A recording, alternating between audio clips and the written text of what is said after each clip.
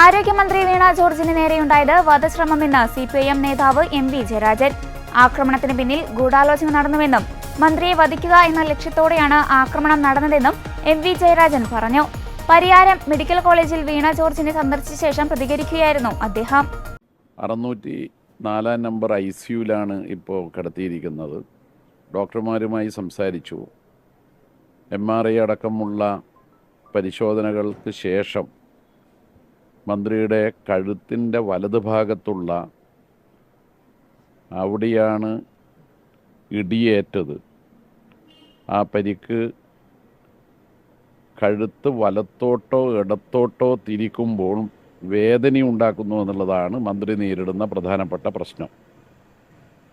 കഴുത്തിന് നേരെയാണ് ഇടിയുണ്ടായത്. അതുകൊണ്ട് തന്നെ അത് വലിയ തോതിൽ ശരീരത്തെ ആകെ ബാധിച്ചിട്ടുണ്ട്. സാധാരണഗതിയിൽ ഇത്തരത്തിൽ ഒരു വനിതാ മന്ത്രിക്ക് നേരെയുള്ള അക്രമം ആരും പ്രതീക്ഷിക്കുന്നില്ല. ഇത് പ്രതിഷേധമല്ല, കൊല ചെയ്യാനുള്ള നീക്കമാണ്. നേരത്തെ മന്ത്രി മരണപ്പെട്ടു എന്ന സന്ദേശം നാടിന് നൽകിക്കൊണ്ടാണ് റീത്ത് വെച്ചത്. റീത്ത് വെച്ചതിനെ അന്നത്തെ പ്രതിപക്ഷ നേതാവും മുൻ പ്രതിപക്ഷ നേതാവും കോൺഗ്രസ് അംഗീകരിക്കാത്തതാണെന്ന് പറഞ്ഞു. അന്ന് ആ ക്രിമിനലുകളുടെ പേരിൽ നടപടി എടുത്തിരുന്നുവെങ്കിൽ ഇപ്പോൾ മന്ത്രിക്കെതിരായ വധശ്രമം നടക്കുമായിരുന്നില്ല. പ്രതിപക്ഷ നേതാവ് ഇപ്പോൾ അതിനെ ന്യായീകരിക്കുന്നത് KSU പ്രവർത്തകന്മാർ എന്ന് പറയാമോ എന്ന് എനിക്കറിയില്ല, മന്ത്രിയുടെ അടുത്തുപോലും എത്തിയിട്ടില്ലെന്നാണ്. ഞാനിവിടെ കാണിക്കുന്ന ഒരു വിഷ്വലുണ്ട്. വിഷ്വൽ കണ്ടാൽ മനസ്സിലാവുമെന്നാണ് തോന്നുന്നത്. ആ വിഷ്വൽ കാണുന്നത് കറുത്ത തുണി മന്ത്രിയുടെ കഴുത്തിന് വലതുഭാഗത്തുള്ള കഴുത്തിന് നേരെയാണ്. ഈ വിഷ്വൽ ഇപ്പോൾ അധികം പുറത്തു വന്നതെന്ന് തോന്നുന്നില്ല. ഇത് വ്യക്തമാക്കുന്നത് മന്ത്രിയുടെ അടുത്ത് തന്നെയായിരുന്നു ഈ ചാവേറുകളിൽ ഒരാൾ, വെള്ള ഷർട്ടിട്ട ഒരാൾ. അത് വളരെ ഈ ചിത്രത്തിൽ നിന്ന് വ്യക്തമാണ്. മന്ത്രിയുടെ അടുത്തുപോലും എത്താത്തയാളെ എങ്ങനെയാണ് മന്ത്രിയെ മർദ്ദിക്കുന്നത് എന്ന ചോദ്യം പ്രതിപക്ഷ നേതാവ് പറയുന്നത് അദ്ദേഹത്തിൻ്റെ ജില്ലയിലുള്ള ഈ ചാവേറുകളുടെ മറുപടിയിൽ നിന്നാവാം. പക്ഷെ സത്യം അതല്ല. മന്ത്രിയെ ഫിസിക്കലായി അസാൾട്ട് ചെയ്തിട്ടുണ്ട്. അത് ഈ ക്രിമിനൽ സംഘത്തിൽ ഒരാളാണ്. അവരെ പിടിച്ച് മാറ്റിയത് കൊണ്ടാണ് മന്ത്രിയെ കൊല്ലാൻ കഴിയാതിരുന്നത്. അപ്പോൾ മന്ത്രിയെ വധിക്കുക എന്ന ലക്ഷ്യത്തോടു കൂടിയാണ് ആക്രമണം നടന്നത്. അതുകൊണ്ട് തന്നെ അങ്ങേയറ്റ പ്രതിഷേധാർഹമാണ് KSU കലാപകാരികളുടെ അക്രമം. ജനാധിപത്യ രീതിയിൽ പ്രതിഷേധം രേഖപ്പെടുത്തുന്നതിനെ ആരും എതിർക്കുന്നില്ല. ഞങ്ങളൊക്കെ മന്ത്രിമാർക്ക് നേരെ കരിങ്കൊടി കാണിക്കുന്ന സമരത്തിൽ ഒരുപാട് പങ്കെടുത്തിട്ടുണ്ട്. പക്ഷെ അന്നൊക്കെ DYFIയുടെയും SFIയുടെയും പ്രവർത്തനത്തിൽ പങ്കെടുക്കുന്നതിനിടയിലുള്ള ഈ സമരത്തിൽ പങ്കെടുത്തപ്പോൾ ഞങ്ങൾക്ക് അടിയാണ് കിട്ടിയത് പോലീസുകാരിൽ നിന്ന്. ഒരൊറ്റ മന്ത്രിയും ആക്രമിക്കപ്പെട്ടില്ല. കൂത്തുപറമ്പ് വെടിവെപ്പിനെ തുടർന്ന് അന്വേഷണം നടത്തിയ അന്വേഷണ കമ്മീഷൻ ജഡ്ജി K. പത്മനാഭൻ നായരുടെ റിപ്പോർട്ടിൽ പറഞ്ഞത് DYFIയുടെ പ്രവർത്തകന്മാർ ഒരക്രമവും നടത്തിയിട്ടില്ല. കറുത്ത കൊടികെട്ടാനുള്ള വടി പോലും എടുത്തിട്ടില്ല. നിരായുധരായ ചെറുപ്പക്കാർക്ക് നേരെ വെടിവെപ്പും ലാത്തിച്ചാർജുമാണ് ഉണ്ടായത്.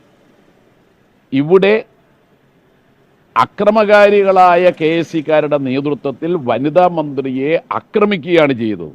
വധിക്കാനുള്ള ലക്ഷ്യത്തോടു കൂടിയുള്ള പ്രവർത്തനമാണ് ഉണ്ടായത്. ഇതല്ലേ ദൃശ്യം, ഞാൻ കാണിച്ചതല്ലേ ദൃശ്യം. റെയിൽവേ സ്റ്റേഷനിലെ CCTV ദൃശ്യം അതാണ് പ്രധാനമായും ഇന്നലെ കോൺഗ്രസ് നേതാക്കൾ ഇന്നലെ ഉന്നയിച്ചത്. അതാണ് കോൺഗ്രസ് നേതാക്കളോട് ദൃശ്യമാണ് വേണ്ടതെങ്കിൽ ഞാൻ മന്ത്രിയുടെ വലതുഭാഗത്ത് കഴുത്തിന് നേരെ കറുത്ത തുണി എടുത്തുകൊണ്ട് വരുന്ന ആ വിഷ്വലുണ്ടല്ലോ, മന്ത്രിയുടെ കഴുത്ത് വലതുഭാഗത്തെ കഴുത്താണ്. അതാണ് കാണുന്നത് ഈ വിഷ്വൽ ആരെടുത്തു എന്നുള്ളതല്ല. ഒരു കാര്യം വ്യക്തമാണ്, ഈ ചാവേറുകൾ KSU അക്രമകാരികളായ ചാവേറുകൾ ഒരു ടീം മന്ത്രി ഇറങ്ങുമ്പോൾ തന്നെ എൻട്രൻസിൽ വെച്ച് ആക്രമിക്കാനുള്ള പദ്ധതി തയ്യാറാക്കി. മറ്റൊരു ടീം 3-ാം നമ്പർ പ്ലാറ്റ്ഫോമിലേക്ക് എല്ലാ കരുതലോടും കൂടി അവിടെ നിൽക്കുകയാണ്, ആക്രമിക്കാനുള്ള ഉദ്ദേശത്തോടു കൂടി. ഇവിടെ മന്ത്രിയെ കിട്ടിയില്ലെങ്കിൽ അവിടെ വെച്ച് ആക്രമിക്കണം. ഇനി ജില്ലയിൽ ഉടനീളം നടന്ന സംഭവങ്ങൾ നോക്ക്. ഒരു വനിതാ മന്ത്രിയോടാണല്ലോ ഈ അക്രമം. കേരളത്തിൻ്റെ ചരിത്രത്തിൽ വനിതാ മന്ത്രിക്ക് നേരെ ഇങ്ങനെയൊരു അക്രമം ആദ്യമായിട്ടാണല്ലോ. കണ്ണൂരിലെ വിവിധ പരിപാടികളിൽ പങ്കെടുക്കാൻ വരുന്നു. ഇരിക്കൂറിലെ പരിപാടിയുടെ സ്ഥലത്ത് വെച്ച് അക്രമം ഉണ്ടാവുന്നു. കണ്ണൂരിലെ പരിപാടി കഴിഞ്ഞ് ഗസ്റ്റ് ഹൗസിലേക്ക് വരുന്ന വഴിമധ്യേ അവിടെ പതിയിരുന്നവർ മന്ത്രിയുടെ വാഹനത്തിൻ്റെ കൊടി കെട്ടിയ കമ്പി ഒടിക്കുന്നു.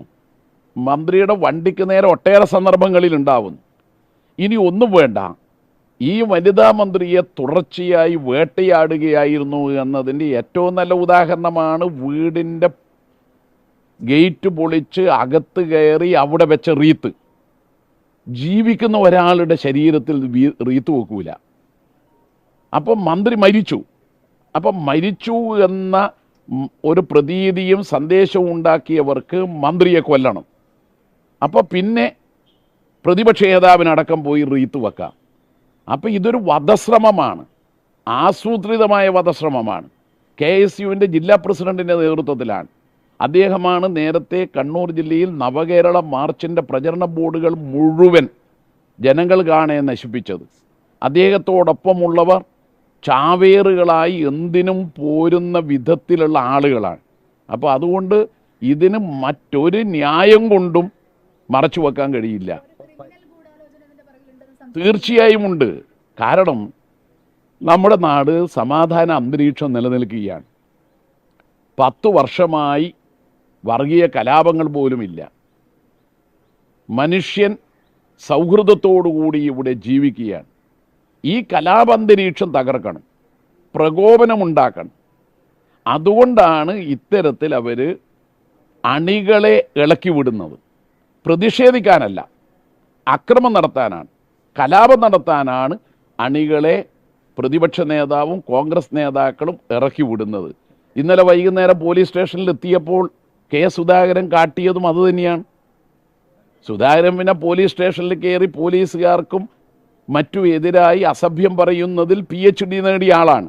പക്ഷെ അദ്ദേഹം നടത്തിയത്, അദ്ദേഹം ആസൂത്രണം ചെയ്ത് അയച്ച ആളുകൾ പോലീസിൽ പിടിക്കപ്പെട്ടതിനെ തുടർന്ന് അവരെ രക്ഷിക്കാനാണ്. അപ്പോൾ ഇതെല്ലാം നോക്കുമ്പോൾ ഇതിൻ്റെ പിന്നിൽ ഒരു ക്രിമിനൽ ഗൂഢാലോചന തന്നെയുണ്ട്. മന്ത്രിയെ വധിക്കാനാണ് പരിശ്രമിച്ചത്. അത് വിഷ്വലിൽ നിന്ന് വ്യക്തമാണ്. ഈ രാവിലെ 10 മണി മുതൽ വിവിധയിടങ്ങളിൽ 7ഓളം പ്രതിഷേധം ഉണ്ടായിരുന്നു. അത് റെയിൽവേ സ്റ്റേഷനിൽ എത്തുന്ന മുന്നേ 2 പ്രതിഷേധം നടന്നു. കരിങ്കൊടി പ്രതിഷേധവും നേരിട്ടുള്ളതും. സുരക്ഷാ വീഴ്ച പരിശോധിക്കേണ്ടതുണ്ട് ഇതിൽ പോലീസിൻ്റെ. ഞങ്ങളിപ്പോൾ ഇവിടെ ഇരിക്കുമ്പോൾ നിങ്ങൾ ക്യാമറകളെല്ലാം ഉണ്ട്. ഇവിടുന്ന് ഒരാൾ പാഞ്ഞു വരുന്നു, എന്നെ അടിക്കുന്നു. അത് നിങ്ങളെ വീഴ്ചയാന്ന് പറയാൻ പറ്റുമോ? അല്ല, ഇതില് രാവിലെ 10 മണി മുതൽ ഈ ചോദ്യത്തിന് ഉത്തരം കിട്ടട്ടെ. അപ്പൊ അതിനകം അതെ, ഞാൻ ഇന്നലെ പറഞ്ഞതുപോലെ ഇന്ദിരാഗാന്ധി എല്ലാ സുരക്ഷാ സംവിധാനത്തിനും ഇടയിൽ വെച്ചാണ് വെടിവെച്ചു കൊന്നത്. ഇത് സുരക്ഷാ വീഴ്ചയല്ല, കലാപകാരികൾ ആസൂത്രിതമായി നടത്തിയ അക്രമമാണ്. അല്ലാതെ സുരക്ഷാ വീഴ്ചയൊന്നും ഇതിൽ കാണാൻ കഴിയില്ല.